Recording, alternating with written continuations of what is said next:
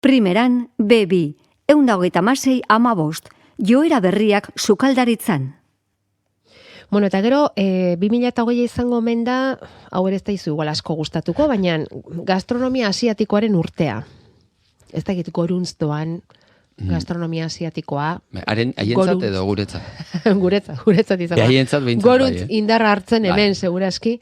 Eta berezki Filipinetako sukaldaritzan abarmentzen dute batean eta bestean. Filipinetako sukaldaritzan nonbait bogan dagoen sukaldaritza da orain. Nik ez dakit honek loturarik izan dezaken Olimpiar Jokuak ere Japonian dira datorren urtean, eta dena lotuta egon daiteken ala ez, aprobetxatzen diren horrelako gertakari handiak, ez? Gastronomiari ere bertakoari indarra emateko. Dudik ez dona. Azkenian pentsazatute gero eta, bueno, ikusmira handia badaukagula munduan zehar, badauzkagun tresna edo terminalen bitartez, eta badakigu zer gertatzen den Manilan, eta badakigu zer gertatzen den Shangain, eta zer gertatzen den Tokion, ez? Eta egia da, ekialdeak beti, guri, mendebaldeariek sortu digula alako miresmen bat, ez?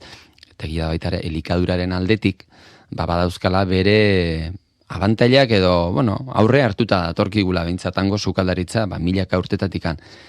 Esango esan behar baldin banu, edo zeratikan ulertzen dedan Filipinak izan daitekela moda bat, agian, Japoni buruz gehiago entzun dugulako, Txinari buruz ere gehiago, Tailandia eta Asiako egoekialde hori, baino Filipinak, gaina zer da Filipinak, milaka irla, milaka irlaz konposatutako artxipielago bat, hor dagoen sukaldaritzare oso aberatsa da, pentsazazute dauzkatela eragina, mundu guztiko eragina. Pentsazute, bai Asiatik, bai esan dugun bezala India, Sri Lanka, baino gero gure eraginare izan zuten. Azkenean, Euskaldun marinelak ezaltzean izan du, Filipinetatik bitartez Ameriketako biria zabaldu zutenak, eta hor espezien bide hori baita ere, espezien erruta horren bitartez ere, oso sukaldaritza oparoa edo emankorra dute, ez? Eta egia da, goi gastronomian behintzat, azkeneko urte hauetan, Filipinak asko entzuten diala. Bai, Eta hango gastronomia, irakargarria dela, eta azkeneko urte hauetan kongresuak eta dena moldatzen hasi dira behintzat. Eta goi gastronomian azten dena poliki-poliki beruntz etortzen da.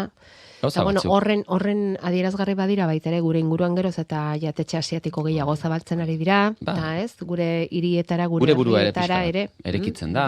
Torrela, ez da.